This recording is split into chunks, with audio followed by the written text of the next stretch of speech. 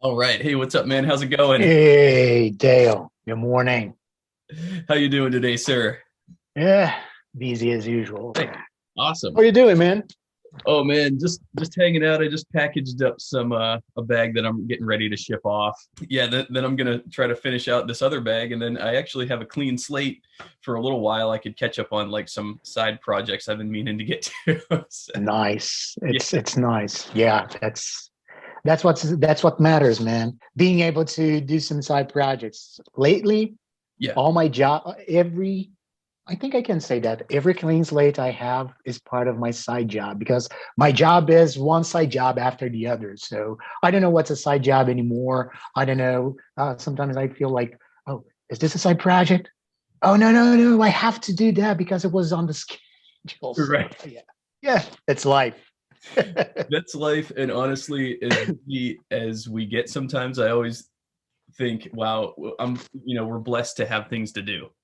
I think that's what keeps us alive and moving, and that's why I look at people who retire and they don't have any hobbies or anything to do. It's like, what do you do with yourself at that point? So I'm happy to have found a good community and things to do. That's the doing is what keeps me happy and engaged. I totally get it because especially now, uh, we're still getting out of a 2 year pandemic. So Yeah. um, we know that many small businesses closed. Oh They yeah. didn't survive the 2 year span that we've had. It was so weird because I started going out of my house not so long ago because of the vaccines and all these things. And it's so weird because I can see kind of like, I feel like there's like an aftermath of COVID because I'm taking a walk downtown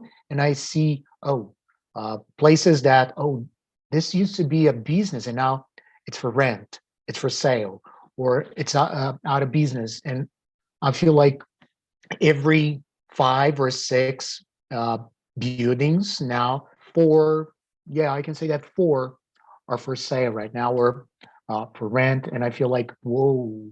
And traditional businesses like we had some cafes downtown. And actually, there was a record store, a very traditional record store. I'm a huge Beatles fan, and I used to get all my not my records, but my CDs and DVDs and all these things related to the Beatles. I went to this record store. My dad used to go to the same guy when he was like super young. And then I was downtown. I said, "Oh, okay. So let me just say hello and see if he's okay." Out of business, and I was like, "Whoa, okay." So I got to find out what happened because, yeah, Man, it's so terrible. And yeah, it's such a tragedy because it really just raked over a lot of these traditional businesses that we've grown accustomed to having around us. Um, there's a lot around me too. A lot of restaurants closed up, and just walking around our local malls. There's a mall in Columbia, Maryland, that I like to go to, and like yeah, like you're saying, like there's a lot of stores just shut and just no plans of opening back up. Even a lot of the chains closed down. Like a lot of the bigger name brand stores are no longer there. They just moved out. They're like, nope. And this isn't a major like shopping area. You know what I mean? So it's disheartening to see. yeah, So, but it's all a matter of pivoting and choosing what direction to take things in next. And I think this is a good time for a lot of like independent entrepreneurs to really hmm flourish right now because hmm they're not under the weight of all this overhead. You know what I mean? That these big businesses have. So, yeah. yeah, so And well, I don't know there, but here in Brazil, yes, I was just watching the news some weeks ago, and the number of small businesses or small entrepreneurs skyrocketed in the last 1.5 years or so here in Brazil because of that. But the problem is, uh, many people don't have any kind of guidance. They don't know how to pivot. They don't know what to do, and that's the saddest part because sometimes they do have the potential. They have a lot of opportunities, and because they don't, they lack the assistance. They don't know how to do that. But we're there, we're surviving. And yeah, I said Brazil. I don't know. Am I the first one that you're talking to that's from Brazil or South America? Yes, yes. So actually, this is so crazy because my last two boot talks, one was in Australia with Take O. Mhm. I just released one today that we held the talk about 4 days ago. I just released it. It was with Andres from Bordon Boots in Colombia. Okay. Yeah, yeah. Nice. I gotta So, watch this one. I haven't watched it yet. You said you posted it like some hours ago today? oh yeah, it just yeah, about 3 hours ago it went up, and so Gotta so watch this. I've been going international with this, like literally thinking, what's going on? Australia, Colombia, now Brazil. So Yeah. actually, let me introduce you here. So, ladies and gentlemen, this is my friend. Let me try to pronounce it in the Brazilian Okay. accent. Rodolfo Mattiello. Is that right? All Or right. did I Yeah, butcher? that's good. That's a good one. Yeah, that's fine. But everybody can call me Rudy. I think Rudy is easier, Yes, right? Rudy's much easier, and Rudy actually was kind enough to reach out to me and educate me on Brazilian boot brands. And so we had a talk about 2 weeks ago, and I told him after the talk, I was like, I regretted not recording this. This was such a good talk. And so I told him, like, let's do this again. So I'm having you back on today to to redo it. I go over some what the Brazilian boot market is like, what kind of brands you guys have, what the shopping's Yeah. like, what the Yeah. materials are like, all of the above. We're just going to talk Brazilian boots today. I'm very excited because I don't own any Brazilian boots. So And for sure, I'm gonna spread this video, and I do have contacts with a lot of Brazilian brands here, and I'm gonna say, look, he doesn't own any Brazilian brand, so send him some pairs oh, of yeah. boots, because we do have high quality boots here in Brazil. And of course, we're going to explore this. Many of these high quality boots that we have in Brazil, they're not international brand. There's a reason behind that. We're going to explore that. But Dale, thank you so much for having me again. As you said, this is our second talk, Yes. and yeah, let's see if I can bring a different dimension, a different universe, since we're all talking about multiverse. So let's see if I can Yeah. bring a different universe to this talk, because, well, basically people talk about, I don't know, Alden Trickers and Thursday Boots and Grandstones and Red Wings. Well, that's not going to be part of this conversation today at all. Nope. Not at all. None of them. None of the At all. American brands, none of the UK brands, none of the Canadian brands. Not even the Indonesian ones or the ones that come from Asia Right. that Right. are very good. That are very Very good. yeah. By the way, congrats on the young card pairs of boots that you got. Oh, Man, thank you. man, They're so, those are awesome. they're so Those nice. are They're awesome. so I'm ready to order some more actually. Like they're that good. And they're priced so well. Like And it's interesting. I don't know if you have the same feeling, but sometimes, even though I don't have the boots here with me physically, there are some pairs of boots that I see them, and I feel like, okay, these boots are comfortable. I can tell it they are comfortable.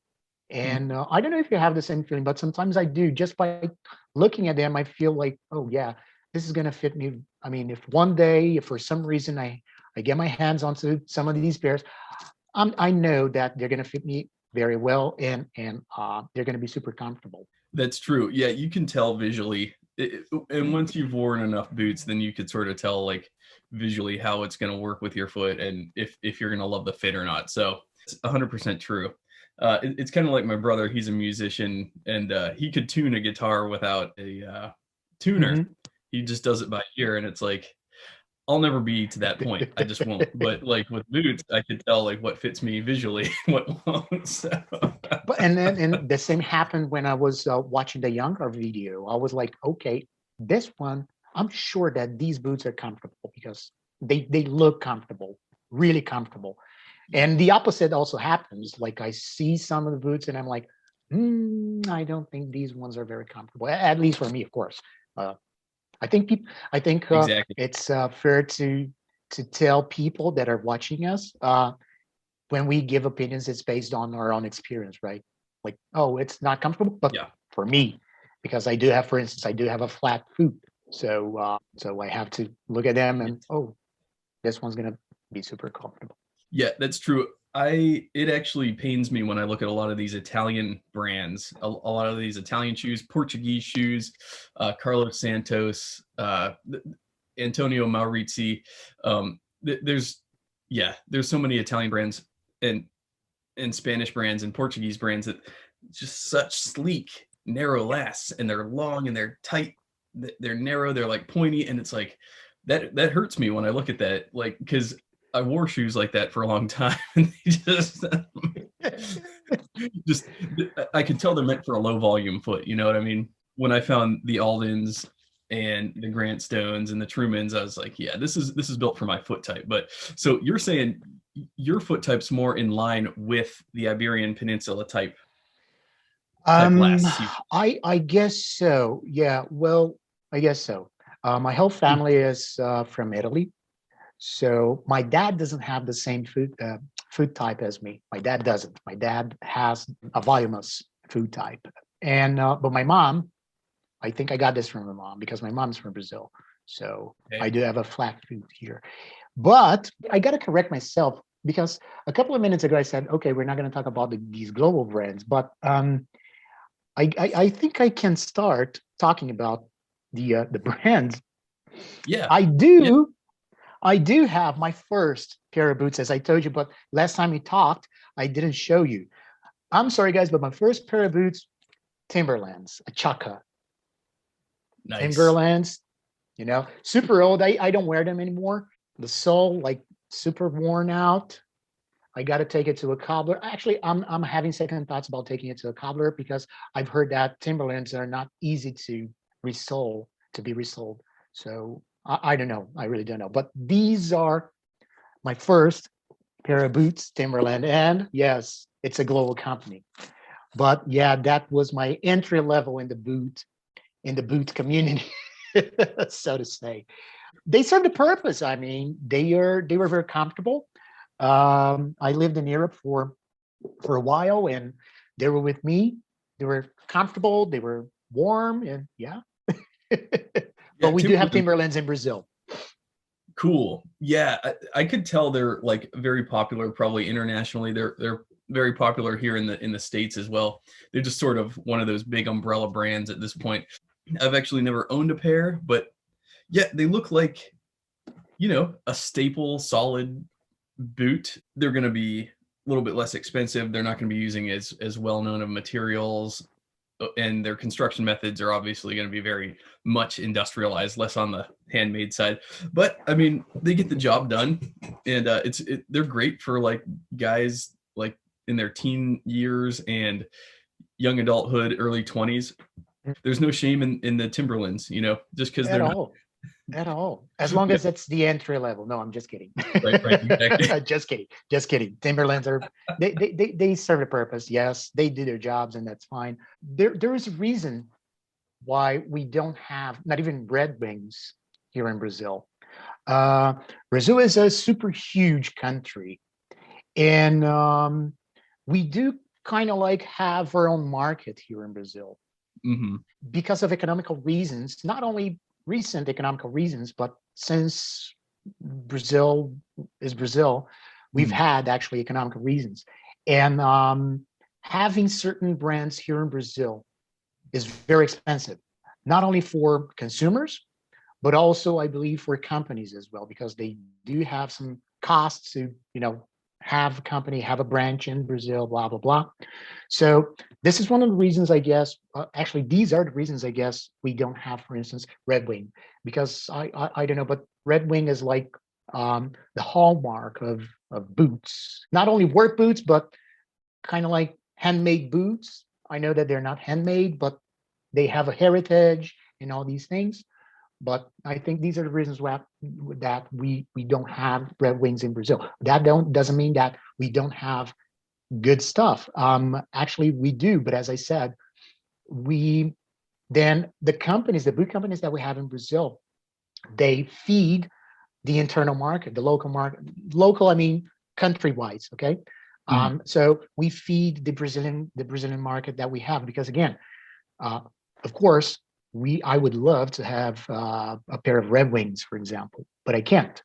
But then someone said, okay, so since Red Wings not coming to Brazil, maybe I'll start a boot company that's going to replicate Red Wings in design, in constructions, in leather, in all these things. And then you're going to see the boots and you're going to feel like, oh, these are Red Wings. And then when you look at the tag, oh, this is not Red Wing. This is a Brazilian company.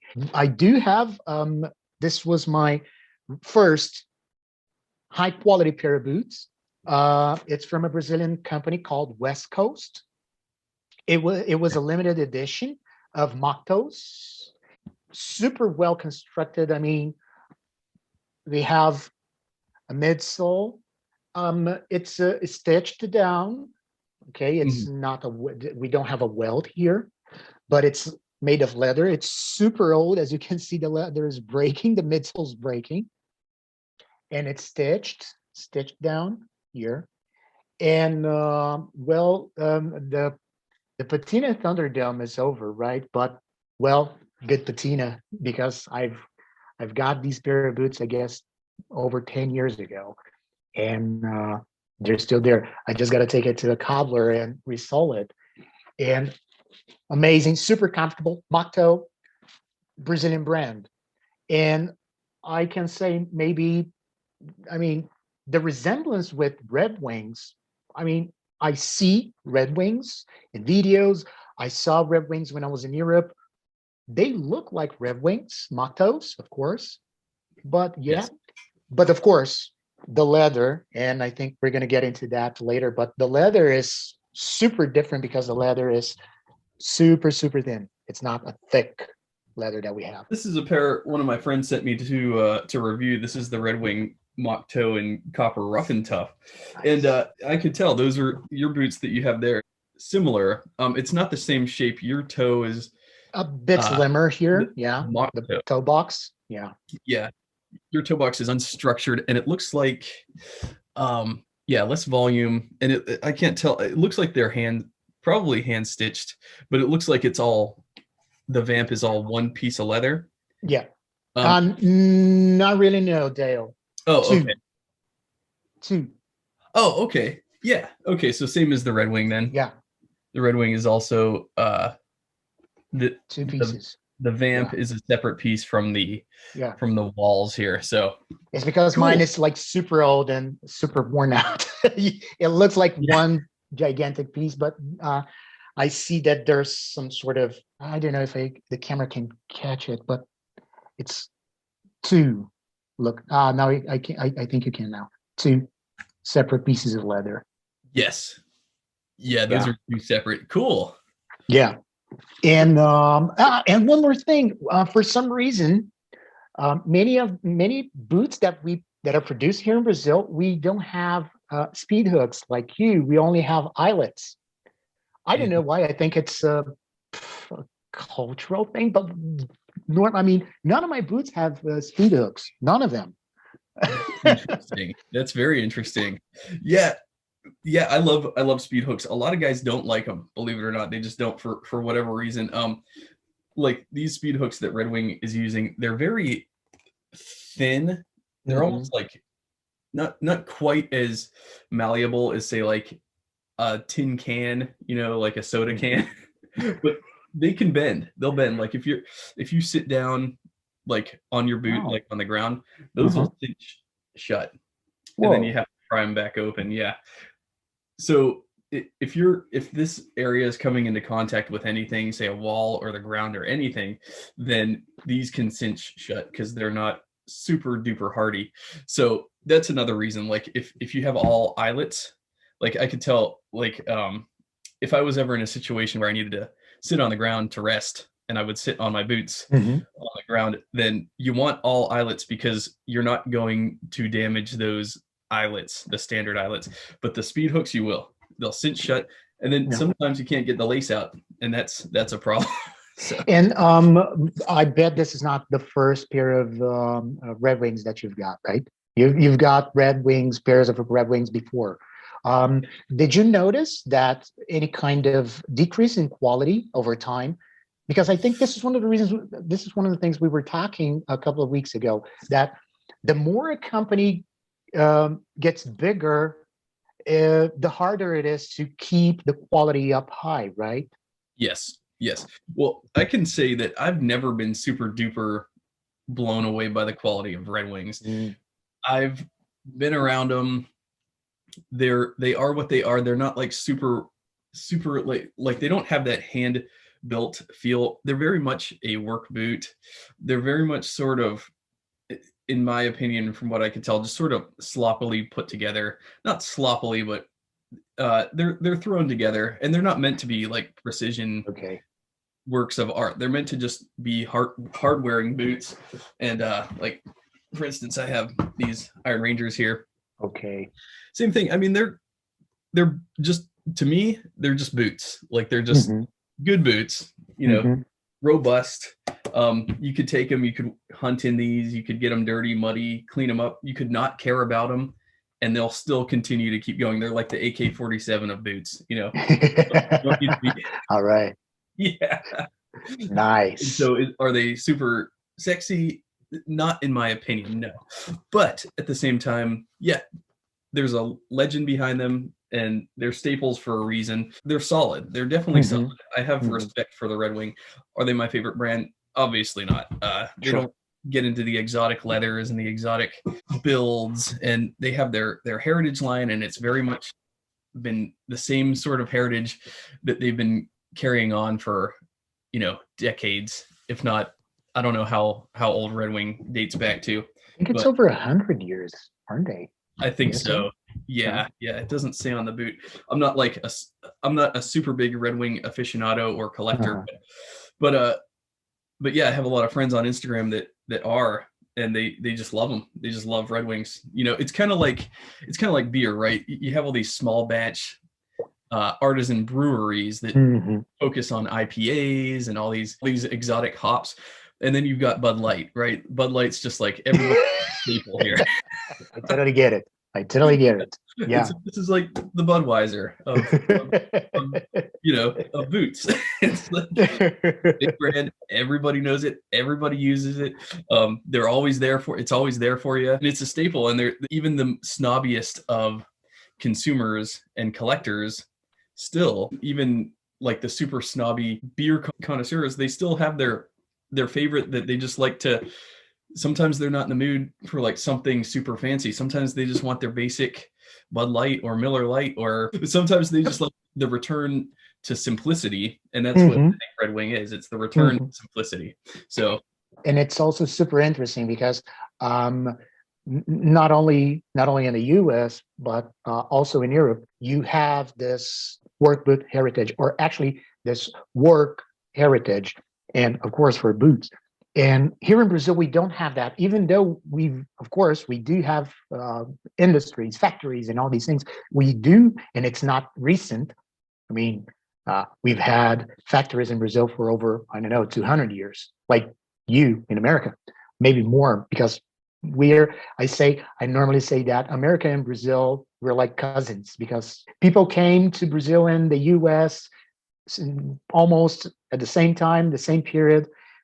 We've got some civil problems, all these things. So we've been through the same issues almost at the same time, almost simultaneously. But we don't have this in Brazil, and there's a reason for that, because normally the work boots that we have in Brazil, and the companies that produce work boots, they don't focus.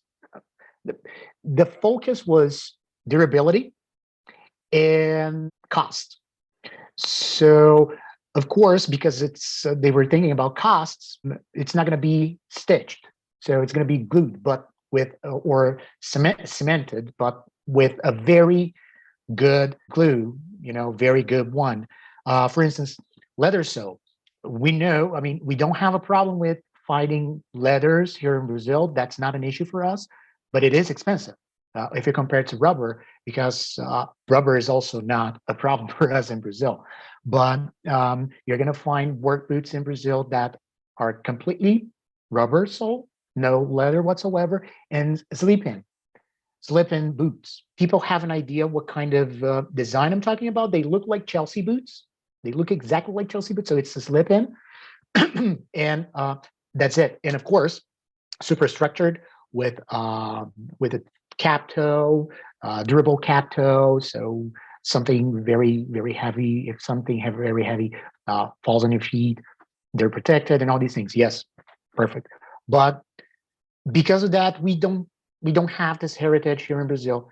So when we think about work boots in Brazil, we automatically think about these kind of boots: black, rubber sole, and slip in like Chelsea with the same design. Not sexy whatsoever, no design whatsoever. The leather, well, the leather is not an issue as long as it protects your feet. So yeah, and that's why we're not going to find a boot producer here in Brazil that has this, oh, this company came from a heritage, a work heritage. No, here in Brazil, we don't have this. Right. Well, and I brought this up in our boot talk, in my recent boot talk with Andres from Bordon. I was telling him how there's a Red Wing shop right up the road from me. It's like 3 miles from me. And I went in there a couple of times because they have the Red Wing Iron Ranger in the window on display. And I'm like, oh, cool. Let me go in there, see if they have like my size. I could try on some stuff. No, they sell work boots. So Red Wing has a work boot line, and these boots are not nice boots. They're cheap. They're cheaply made. I don't even know if they're Goodyear welted, but that's the whole store. That's like all their business is they sell their work boot line, which is what sells here in this local area. So they're catering to like blue collar workers, plumbers, construction workers, concrete pourers, you name it. Like guys that need a work boot from a utilitarian sense only. They're not looking for these things to last long. They don't care how they look. They just want them to be cheap, and they want them to get the job done, right? And Red Wing has they have that bifurcation in their products. They have the Heritage line, which hipsters like you and me love. Oh yeah. Oh yeah.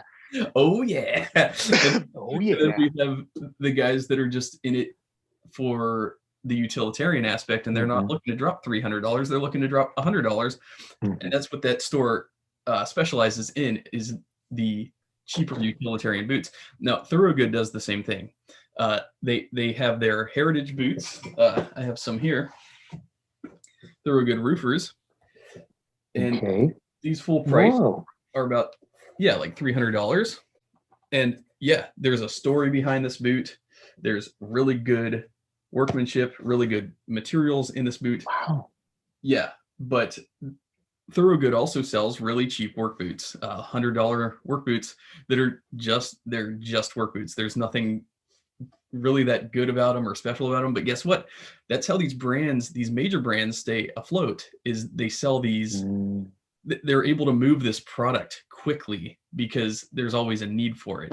And so it's easier. The work boot line is easier to produce, easier to sell, and a lot more people are interested in it because, let's face it, how many guys do you know that are like super into boots? Like me, I got to be honest with you. From my circle of friends, just me. Exactly. Just me. It's super weird. That's why I got super excited when I saw your channel, when I saw Nick from Stripewise. Yes. And there's also a guy called, he has a channel, Boots by, I guess. Boots by. Yeah. And now Tech from Australia, and and then of course, you start with one and then you stumble into another, because I was watching your videos and then I stumbled upon the Trenton and Heath channel, because you do have the algorithm recommending videos that are alike. Yes. And I was like, oh, okay. So then I started, and then from that I went to Carl Morosky. So yeah, and I was like, whoa, okay, that's cool, because yeah, who am I going to talk about boots to? I have no one to talk to. No, there's nobody. We're so isolated. We're so alone, really. We should have our own planet. Yeah, we should just have our own island, our boot island that we could all move to and just Boot Island. That's a very nice name. Boot Island. Okay. If one day I start a boot store, I'm going to call it Boot Island. Yes, yes. We just import all the coolest. We could all learn how to make boots, and we could just like make boots for each other. Sure. Sure. And then we're going to, from Boot Island, we're going to evolve to BI. And then they're gonna engrave BI. That's gonna be the logo. Like Treasure Island is just TI now in Las Vegas. Exactly. Mm-hmm. Exactly. Yeah. No need to spell it out anymore. It's well known. It's easy. It's global. Yeah. Everybody can recognize it. Yeah. Right. I love that. Oh, that's a fantastic idea. Yeah, like in my immediate family, my brother has like one pair of Trumans, I think, and a couple pair of Red Wings because of me. But in that respect, I also have some guitars because of him, because he's a guitar player. Now I suck at guitars, but he influenced me. It's only because of his influence that I have guitars. Well, it's only because of my influence that he has a pair of Trumans and some Red Wings. But yeah, aside from that, like my immediate friends and family, nobody's into boots. It's just a super rare interest, and that's why I'm so happy to find guys like you. And not to mention, since we're dropping all these YouTuber names, you just released your own video recently, right? On that. Yeah, I did. Yeah, I do. I do have a channel, but as a matter of fact, the channel that I have is related to my job, because I'm a teacher. I'm an English teacher. I'm a linguist. I'm a cognitive linguist. And I've been working with teacher development, language teacher development for years and years. But I'm seriously considering, I wouldn't say I would start a video because, well, you're the one that edits the video, right? Your videos. Yeah, I do all the editing. So it consumes like a lot of your time, because I know what editing videos like. So yeah. I'm thinking about not doing that. I'm thinking about having collabs. Oh, I don't know. Are you going to be super sad if I mention Nick from Stridewise again? Oh, not at all. No, I'm friends with him. I know, because I mean, two different channels, and but anyway, because okay, because he invited me to collab with a blog. Writing about what we're talking about, actually, about the boot brands we have in Brazil, and the tannery, the tanneries, the leathers, etc., etc. Yeah, Nick, if you're watching this, I'm so sorry. I know I owe you that. I haven't finished the text yet, but I will. I promise you. But I'm thinking about that, having some collabs with text, with articles, because even though I haven't had the time to actually sit my butt down and write about that. I normally write, and then I stop, I do some other stuff, and then that's how I've been doing that. But I think it's going to be easier for me to start, because if I start a video talking about my boots, for example, you just showed, and I'm going to show another one. This has been my go-to pair of boots. It's Brazilian made as well. It's in the entry level of Brazilian boots that we have. It's around 250 Brazilian reals. That's our currency. That's why it's the entry level for us in Brazil. All right. But then I think it's going to be super hard for me to actually record, sit down, edit the video, and then I have to think about the vignette. No, it's going to consume a lot of time. But writing, I think, is going to be much easier. I'm thinking about it. So guys, if you do want to have a collab, a person writing about Brazilian brand boots, just talk to me. I'll be happy to do that. It's going to be for free, guys. You don't have to pay for anything. Okay. Awesome. But all your contact information and your Instagram and YouTube channel in the description, so that people can find you easily. Just to bring up your Cognac Chinky Horsebutt Renav Goods video, that can be found on the Robot Commando YouTube channel. I just subscribed. Hopefully we can see more content coming out there, because I just love YouTube videos about boots. So me too. The more the merrier. Yeah. Cheers for that, brother. Exactly. Cheers for that, because and it's so weird. Just last weekend, it was Mother's Day. Before I got my parents, and we went to my uncle's house because we were having lunch with the whole family. Mhm. I almost got late because I was watching video after video after video after video, and I was like, oh, okay, so I'm kind of late. I'm kind of late. I spent almost the entire Sunday morning watching videos about boots and Oh, wow. cobbling and all these things.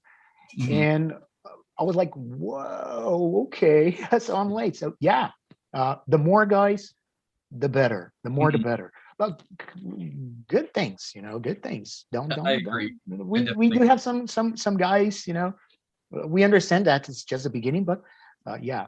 But Yes. talking about the leather, because the first one that I showed you, you said, oh, that's probably hand stitched. And yeah, I think this part was hand stitched Mhm. based on the thread that we have here, which is completely different from this one. That Ye was probably stitched by a machine. Yeah. But this one, which is another Brazilian brand that we have, the name is Ranclaf. I don't know if you can see. I'm doing it for free. They didn't sponsor anything. I had to purchase this one. Yeah. So Ranclaf, it's a Brazilian brand. Yeah, this is the entry level boot that we have. It's not hand stitched, this one, because of the thread. Rubber, as I told you, rubber sole. Mhm. All right. But yeah, some parts are stitched. Yes. Some parts are stitched with, which is completely, but they also have um, mid-range, I'd say mid-range, well, ish boots. For those who didn't know, we do have brogues in Brazil as well. Yes, we do have brogues in Brazil. Of course, they're not like, they're entry level to mid-range boots. I paid this one. I think I paid. I think it was less because it was. There was a Black Friday sale. Black Friday last year. There was a Black Friday sale, and I think I paid a bit less. But yeah, but Okay. there is a difference now. We do have some sort of welt Ooh, here, nice. but the thing is, because I think because they spent um, maybe their budgets on the uppers. The welt is not leather; it's some sort of plastic composite, or I don't know. I don't know what it is, but the welt's Okay. not leather. Mhm. Okay, but Is it that is a welt. is that real stitching at least? Yeah, The no, it Oh, is. It is. Let me see if I can show you here. It is. oh yeah. And I see the welt joint there. Yeah, it Okay. is. It's It pretty well is. that's well done. And so it's double stitched along the storm welt, so and it's 360 degrees, so it goes all the way Yes. around. Yes. As I was saying, the leathers here in Brazil, they do have a different type of work. We work leathers here in Brazil differently. Why? Well, it's a tropical country, so it's super hot. So you have an idea right now is fall, autumn here in Brazil. And even though it's super cloudy outside, but it's 24 degrees. So, Okay. Wow. Let me see if I can translate that to Fahrenheit here, because oh, yeah, please. I can't do that. I really don't know how to do that. so 75 degrees, perfect temperature for where we are. Actually, For that's fall? Really? no, not in the fall. No, that's our Okay. spring weather. 75 degrees. So that's why, as you can see, the leathers are super thin, Hmm. Wow. super thin, super. And not only this, I mean, even jackets. I mean, you're gonna find leather jackets. They're not gonna be super thick either. For Yeah. instance, the first one that I showed you from West Coast, super slim. Of course, this is the tongue, but look, super slim. Right. Sorry, thin. Sorry, Yeah. super thin piece of leather. This one that's from Black Boots, another Brazilian brand. This is a mid to high end tier brand, Black Boots. Super well constructed, but super thin. super thin. leather. Why? Because it's light. It's not so heavy. It's not heavy at all, and comfortable. Of course, it doesn't make your feet warm. You know, your feet breathe. So yeah, it's super breathable. So yeah, That's and important. If you're down in Brazil, you do not want a thick leather. You'll never wear it because it's gonna retain heat. It's gonna be stuffy. It's not gonna be comfortable. It's not gonna breathe well. It's not gonna wick moisture as well as a thinner leather. So it makes perfect sense. And I think we talked about this the last time, that perhaps the cow hides in your region are mhm, thinner as a result of the hotter climate. I think that because, depending on where you live in the world, if you live in a super frigid climate, then you have, like, I forget, I think the Inuit, I think they have a thicker skin and maybe an extra layer of, like, fat. I can't remember. Depending on your climate, your body needs to adapt physiologically to that climate. And if it's super hot like there, I would only imagine that the cows there would need thinner skin to be mhm. able to pick the heat off. And I would, For sure. it's just my assumption. I'm not sure, but yeah. So leather can be shaved down to be thin on purpose, or it could also just be thinner because of the animal that it came from. So yeah, I would assume it's one of the two cases. Possibly it was, those boots are deliberately shaved down to be like 2-ounce leather as opposed to like 3.5-ounce leather. Mhm. I would think that somewhere somebody said, okay, let's make thinner leather boots to accommodate the hotter weather. That's just my assumption, at least. For So, sure. But guys, I mean, um, uh, Grandstone, if you really want to have a company, have a branch in Brazil, please do so. Okay, do so. Okay, I know that your boots have thick leathers, but yes, please come to Brazil. We put aside the genetics of the animal mhm. because I really have no expertise in that. I Oh, me can't neither. even say anything about that. But I don't know. Do you think it's probably cheaper? And you can also, I think you can also reuse the leather if you make it thinner, because then, as you said, you shave the leather, and then you have some leftovers, and then you're going to be like, oh, okay, so with the leftovers, the materials that are left, I can use it for different purposes, maybe to make a wallet, to make belts, or maybe to make shoelaces. I don't know, but Yeah. I think it's also for cost-effective issues, I Oh, yeah. guess. Yeah. Right? Right. Because yeah, leather is so many things. Like, the thickest leather that I've ever seen is this stuff called harness leather. It's like 15 ounces, and it's so thick, it's like cardboard. And you can't barely bend it with your hands. That's how thick it is. But then you can get super thin layers that there are leathers that are so thin, like 1 or 2 ounces, that feel like a fabric because of just how thin they are. And so yes, like what you're saying, you could take a thick leather, and I think it's called splitting. You could split it down the center, and you could take basically let's say a 12-ounce hide. You could split it Mm-hmm. down the center, get 2 6-ounce hides out of one side, and so now Mm-hmm. you have double the material, right, to work with. And so what you're talking about is, yes, I think that could be an aspect at play here, which is you can make a lot more boots out of one side if you split it 2 or 3 times through. You can, Mm-hmm. because those boots there, I would, just by judging by my eye, are probably 2.5 ounces thick, worth of leather, which is pretty thin. If that originated from, say, a 15-ounce thick hide, we're talking like maybe 4 layers. I don't know. I've never done split leather like that before, but we're talking. But I guess you're right. I guess you're absolutely right. And again, because of economical purposes, these companies, and again, even though this Black Boots, that's the brand, Black Boots, Mhm. uh, and they just happen to be black as well. But Yes. anyway, the brand is Black Boots. Does Black Um, Boots make other colors, or just? yeah, they do. As a Oh, matter of fact, they have. I think they're the ones that are starting to broaden the horizons for boot making here in Brazil, because I don't know if you noticed, but we do have a lot of brown shades, black shades. This one was a limited edition, and it's yellowish. I don't know if the camera captures the real color. They never do, but anyway, for Yeah. me here, it's like a yellowish color. Yeah, I could see it. It's like a yellow off-white. Yeah, something like that. They start like I meant to. What color did they start as? That pair in particular. This one, Yeah. I would say, let me see if I can find something very close to that because it's super old. Did it But lighten? it was orange yellowish, Oh, okay. you know.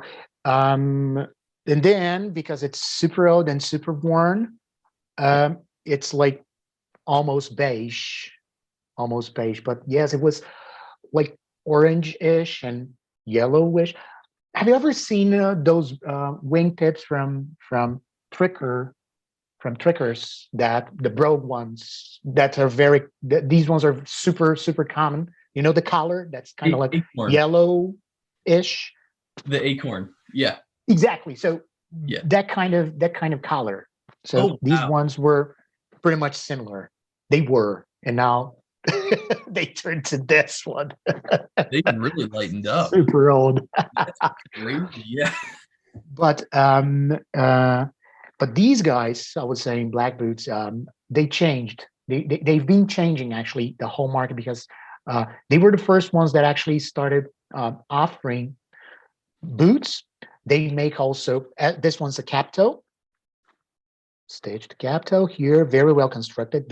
They are super well constructed, and they also make mock toes. And the mock toes that they make are very similar to the ones that you showed in the beginning. Super boxy at the toe, super boxy. Yes, exactly. So it's I think their website is blackboots.com.br. So you're gonna see, yes, they do make mock toes exactly like this one. Like I would say it's a copy, and they started producing with different colors, boots for different colors, not only black or brown, because that's very common in Brazil. And black boots, again, they're not paying. I'm doing it for free. Yes. Okay, but yeah, they are a good one, and I'd say that they're in the mid-tier range to high end, because their boots you're gonna pay here in Brazil over $400 or $500 here in Brazilian currency, which is real. So for us, that's mid-range to high-end tier. They do have this one. I paid. It was a long I think it was 5 years ago. I think I paid $400 for this one. Okay. Is that 400 American dollars roughly, or is that Brazilian? No. If I'm not wrong, $1 is 5 Brazilian bucks. $1, 1 to 5. I think this is the rate, 1 to 5. 1 to 5. So if it's I said 500 Brazilian reals, so divided by 5, and then it's going to cost around $100. Okay. Yes. That's why I told you that in the very beginning. We do have a market of our own, because again, we don't. Of course, we do have different designs, different styles, but I can see that they had Red Wings as an inspiration with the mock toes, or because Red Wings are the most famous brand. But now that I know, for example, Thursday boots, they look a lot like Thursday boots because they are super slim in the toe box here. And this is kind of like glossy, but the leather. Oh yeah, one more thing. For some reason, we don't care about the leather. I mean, really? Yeah, it's not like we don't care, but is it chromic silk? Is it Horween? Is it Shank? For us here in Brazil, no. We just care if it's real leather. Is it real leather or synthetic composite or whatever? No, it's real leather. That's good for us. That's great. So if you ask me, for instance, Rudy, what kind of leather do you have in this one? I don't know, leather. Cow. They move. Move. Yeah. Exactly. It came from an animal. The animal was cow. That's all we Yeah. know. To be perfectly fair, when I used to live by a bunch of luxury shops, and I'd go into them, Salvatore Ferragamo, Gucci, Coach, and it just says calfskin on the leather. They give no additional details. In recent years, they've tracked down the mystery tannery in Italy that provides the leather to all these different high-end hot luxury brands. Uh-huh. But, your Louis Vuitton and all this, but it's a calfskin. It's all they say is calfskin. They don't say that it's veg tan. They don't say what is involved in the process, and people are paying literally thousands upon thousands of dollars for these products and knowing nothing about the material.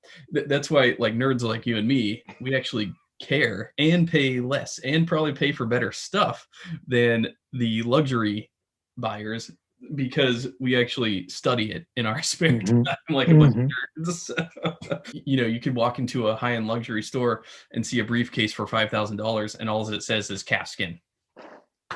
That's kind of disappointing, isn't it? Yeah, it is. So like, okay, how much is it? $1 billion. Okay, I'll take it. Calfskin? Really? I mean, Yeah. okay, do you have at least the name of the tannery or something so I can maybe track it down? No? $1 billion for that?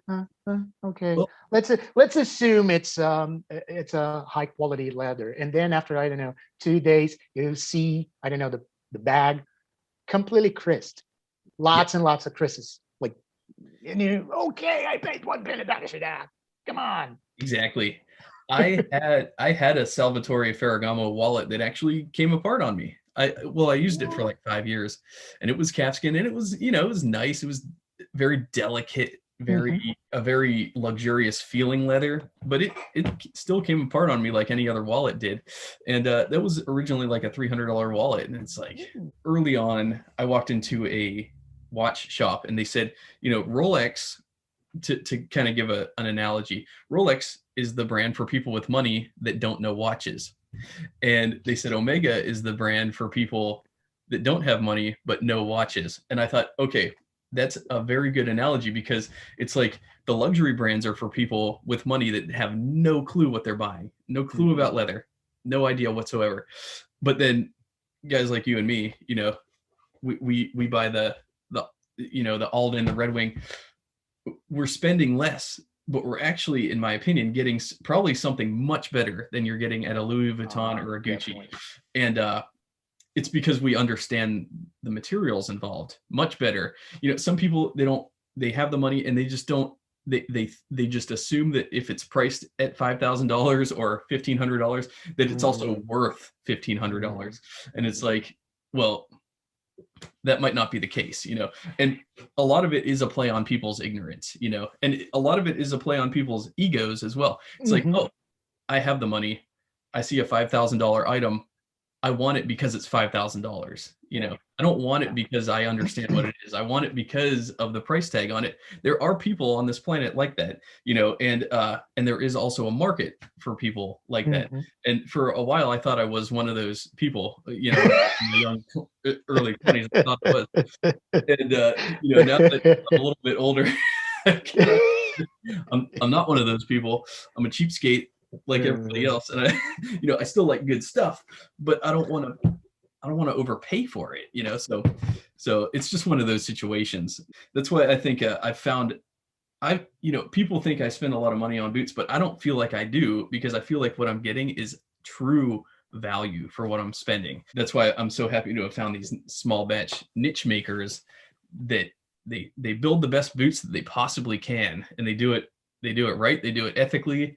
And in my opinion, my $400 pair of boots beats any $1,500 pair of Gucci's. I totally agree with you. I never had Gucci shoes, but I totally agree with you, because I got to congratulate you one more time that on the Young card, you're gonna wear those boots for like 400 years, and they're still gonna be impeccable. You see, so yeah, that's what we're talking about. That's why we don't see that as, oh, I spent a lot of money on this. No, you spent some amount of money once on something that's going to last like 400 years. Right. So, and that's the idea. That's Yeah. the idea. Those young cards, man, Yeah. those are beautiful. Those are beautiful, beautiful. But you were talking about small producers. Here in Brazil, we do have some small producers as well. And I think I've been trying to find them, track them down, because many of them, they're like those Indonesian producers. They don't have a very good website, or the website's not so famous. We do. I don't have them because they're super expensive. I mean, we do have high-end brands in Brazil, boot brands in Brazil. They cost 800, 700 Brazilian reals. I don't have them. I don't own them because they're super expensive. They are very good.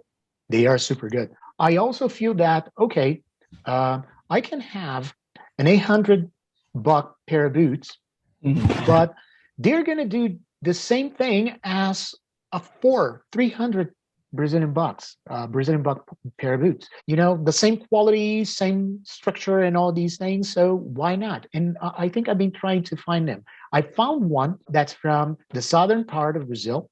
The brand is called El Capo or El Capo. It's a strong influence because they're from the southern part, very close to Argentina and Uruguay and all these things. So that's why the L in the brand. And they're in the mid-range. They're the mid-range brand. They make boots for 300 to 280 to 300, 350 bucks, Brazilian bucks. And they are very good. I've been like, every day I take a look at the websites and I'm like, okay, so I think I'm going to buy this one. And then, okay, some other time. And then I'll go back the other day. Oh, no, maybe I won't buy these ones. Maybe I want to buy these ones. But for 300, 350, and they're going to be just as good.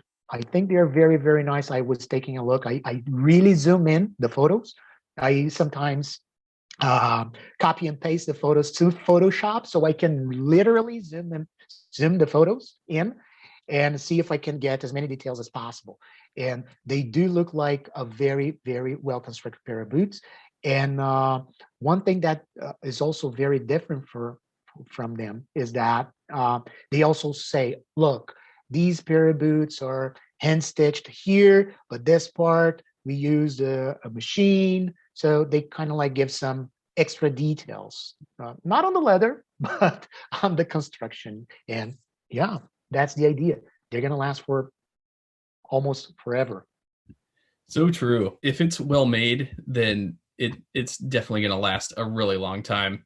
Yeah. What was the brand you were just mentioning? You said El Capo. El Capo, yeah. ElCapoShoes.com, not BR. Okay. El Capo. ElCapoShoes.com. That's their website. They make boots. They make leather soles for some of their boots. So very different, very, very different. I mean, I'm not very into leather soles. I think they're very nice. I think they're very stylish. But for me personally, I feel like the more I wear them, the boots, the more the soles are going to be, of course, worn out. And I don't know, it gets slippery with time. And, sometimes when I walk, I feel it's slippery and I don't feel comfortable. That's why I prefer rubber. Of course, Yeah. a layer of leather is always welcome, like in my mock-toe. Yes. There's a midsole. I wouldn't say it's a midsole. It's like, I don't know if it's a midsole because it's this one. I don't even know. I don't think it's a midsole. I think that looks like a leather midsole. But it is made of leather. They are always welcome. But then at the heel and in the front part here, I would say yes. For me personally, rubber. For me, it's better. Yeah. And Dale, I don't know if you remember, but when we talked for the first time, I said, "Oh, look, the Vibram soles. They don't come to Brazil and all these things." I found out that there are some high-end brands. Sorry, they've been using Vibram, but the price skyrocket. Interesting, really. I'm gonna pay, for instance, let's say a Mocto. Okay. I don't remember the name of the brand, sorry, but I was just taking a look. I found out this brand and I was like, oh, because the whole ad was, oh, yes, Vibram Soul. And I was like, whoa, Vibram in Brazil? Whoa, let's take a look at that. And then simple mock toe, just as simple as this one. But because with Vibram Soul, they cost over $1,000. What? Yeah. Wow. Because I think they are importing the Vibrams, and as I told you, the rate, the currency, the economy, and yeah. So, and then I was literally like, I'll pass. Yeah, exactly. I think I'll pass. I would love to have a Vibram sole in one of my pair of boots just to feel what it's like, but for $1,000? And that's 1,000 Brazilian dollars. Okay, reals. Yeah. Okay, so that brings the cost up to like closer to 200. Because I know that here in the States, I think a set of Vibram soles, depending on which one, they're about $30 to $50 per set. So it's going to drive the cost up considerably. That would be, I don't know, 150 Brazilian real to like 250 Brazilian real. So that would definitely drive the cost just through the roof. It's probably why it makes more sense to use locally manufactured soles in lieu of Vibram, because Vibram, it's just going to be a marginal quality increase probably at best too. So you're probably just better off getting like what's local there, what's manufactured locally. You're going to save a lot of money and a lot of heartache. and the same, maybe not the same quality, because I understand there's a lot of research involved. Probably you have some, I don't know, food doctors that they hire in order to, make some tests with the soles. Oh, is it good for orthopedic reasons, for orthopedic purposes? Oh, yeah, it's good. I understand. There's research involved in that. But, these ones, they're not Vibram. They look like Vibram. And, well, I'm still walking. So right. when I'm 65, then I'll see if it was worth or not. Right, exactly. My knees are gonna tell the story when I'm 65. Yes, they will. Yes, they definitely will. And maybe at that point you'll switch to leather soles, because leather just gives so much support. Does it prevent slipping? No, it's not. But if I'm standing up all day, like I'm starting to develop, I could tell in my right foot, I'm starting to develop some plantar fasciitis, especially from standing up all day. What is the best way to prevent that? It's with leather soles. The leather sole is so dense, and it's organically friendly to your foot, to your physiology. Rubber is not. Rubber is still, it's comfortable in the way that like a mattress, like a squishy mattress is comfortable. But if you want true support, leather soles are gonna give you ergonomic physiological support to your structure, to your bones and your muscles. They're gonna give the best, most natural form of support to your body as compared to rubber. Rubber is just, it's synthetic. As good as it's a great material in terms of resiliency, durability, slip resistance, and all that. But leather, if you're concerned about your health, leather's where it's okay. So when I'm 65 and I have absolutely no knees anymore, then I'm gonna Well, let me ask you something, because I can tell, and I've seen so many videos of that you recorded with leather soles. I know that you have a lot of leather soled boots. What about the cork filling and the shank? Do you notice any difference when you know that, oh, these boots, they're not cork filled and the shank is made of matte? Oh no, this one is cork filled and the shank is made of leather. Do you feel any difference? Yeah, I could tell. I could tell the difference I could tell if I'm standing on cork versus, what is it? I think some sort of pour on. And I could also tell if there's a shank in it or not, if it's a plastic shank or a steel shank or a composite shank. It's subtle. It's very subtle. You know, if I'm being honest, it's such a negligible difference. Do I prefer a cork footbed? Yes. I love the feeling of a good cork footbed. I think that's my preferred thing to stand on. But you know, we're splitting hairs. This is such a negligible difference from like, because Truman, I forget what Truman uses in their boots, but I don't think Truman uses a steel shank in theirs, and it's fine. Like they're still extremely comfortable because of the shape of the last. So long story short, yes, I could tell if we really want to break it down to that level of minutia, yes, I could tell a very slight difference in how it feels on the foot. But overall, it's not going to be the biggest deciding factor in terms of like how I'm going to choose what boot to buy. It's just a personal preference type of a thing. It's not like okay, so when you put them on, you automatically feels like, okay, this one has a cork filled footbed. Oh, this one doesn't, or this one, when you put it on, you feel like, oh, this one has a steel shank. You put them on, and you're, oh, this one doesn't. It's not something like this. Oh, by the way, this is a beauty. Oh, wow. Thank you. Yeah, exactly. It's not something that I notice necessarily right off the bat. And thank you. These are my new whites. They just got in. These are the whites in olive waxed flesh. Wow. Whoa. Yeah. I know. Yeah, I just said leather. So yeah, but come on, that's beautiful. Thank you. That is beautiful. That is freaking awesome. Yeah. Nice. I do agree. I agree. They're insane. And speaking about the shank, you can literally see the shank through this, can't you? Right there. Yeah. It's nice. You see it. You can see but you don't feel any difference in the mobility of her feet, right? It's not like, oh yes, because this one has this kind of shank, for example. I have more mobility, no, or when I'm walking, I see that the impact is absorbed, or no, it's not something noticeable. Yes. So as prominent as this, I do feel it when I actually put the boots on. I feel it, and for long-term standing, yeah, it does give a lot of added support. But again, it's going to depend on like what I'm using it for. Like, am I working in the yard in these? Am I kicking over branches? Then yeah, I'll feel the difference with the shank, you know. But I just got some Trumans in on a. Well, here's an example on a.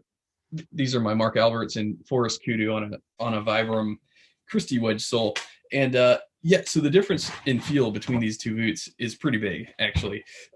This boot is going to be a lot lighter overall because the sole is such a light material, whereas the leather sole on this and the shank adds so much weight. This is a much heavier boot. This is at least 3 times as heavy because of the sole compared to this one.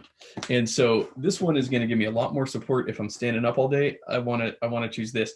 If I'm just going to the mall and taking brief walks at a time, then I'll enjoy this a little bit more because I could walk quicker, a lot more zippy, a lot more breezy. It's a lot easier of a walk because I'm not dragging around as much weight. But then even with a heel, because this one has a heel and the other one is like one big piece. Some people, I don't know, I've heard some people saying that when you have a sole that's one big piece, no heels and all these things, it offers a better support. But in this case, because of the shank, no, that doesn't work like this because of the shank, right? Yeah, exactly. Yeah, this heel is obviously on the whites is obviously very raised. I want to say there's, let's see, how many layers? 1, 2, 3, 4, 5, 6, 7 layers of leather in that heel. So that's going to give you some height as well. You'll stand higher. But yeah, a lot of support in this boot. Tons of support. So if I'm standing a lot, doing some work in these, then yes, this is what I'll prefer. I wouldn't want to work all day standing in these. It would end up hurting my foot. So it just depends. Are you trying to go like, if for walking efficiency, if you're trying to save energy while walking long distances, then this is your bet. But if you're standing still and or doing some manual labor and on your feet a lot and carrying things, heavy things, lifting things, you want something more like this. That'll that'll give you a lot more support throughout the day. It'll be better for you in the long term. Whereas this is just a different application altogether, I would say. So, and my advice to anybody wondering the differences, like, just try it out. Try working in these for a day and try working in these for a day. and let your legs talk. Yeah, let your legs and your skeletal structure speak for itself. They're going to give you the feedback. Yeah. And you said that the other one, the brown one, was nicks or whites? Oh, this is my first pair of whites. Whites. Wow. Yeah. Wow.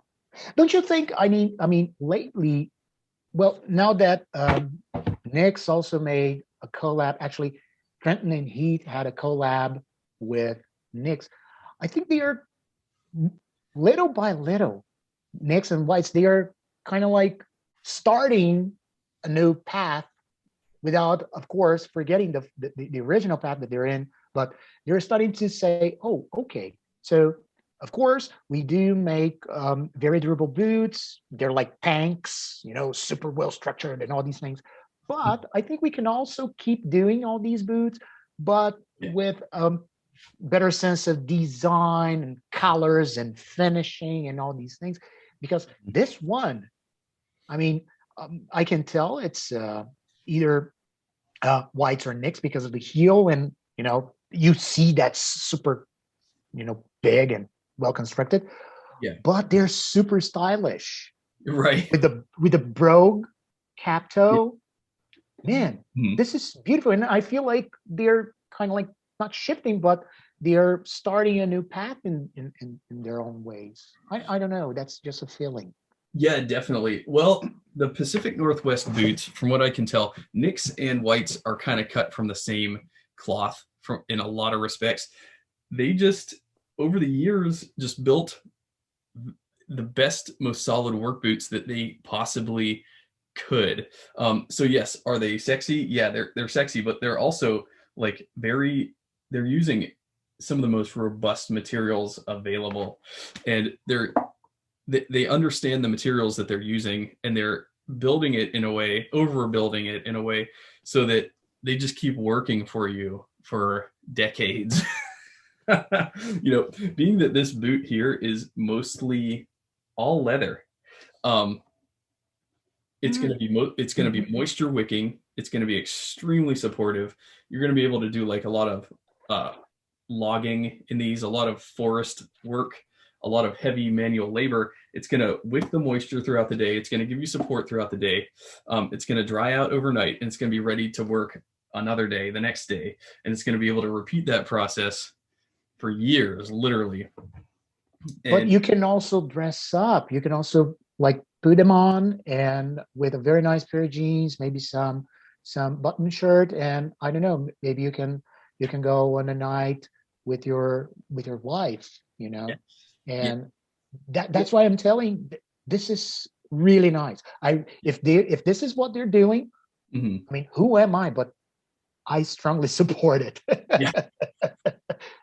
Who am I to say that? But yeah, go ahead. You have my thumbs up, Nicks and white. Yes, go ahead. Me too, because they're not just built for working like the Red Wing Iron Ranger is. They're also stylish. They look good. They're stitched down, welted. The toe is unstructured. So yeah, you could totally wear, if this was like a black pair, you could totally wear this with a suit. Wear it under your suit pant. Cover up the shaft with your suit leg opening, and all you see is this, and it looks like a dress boot.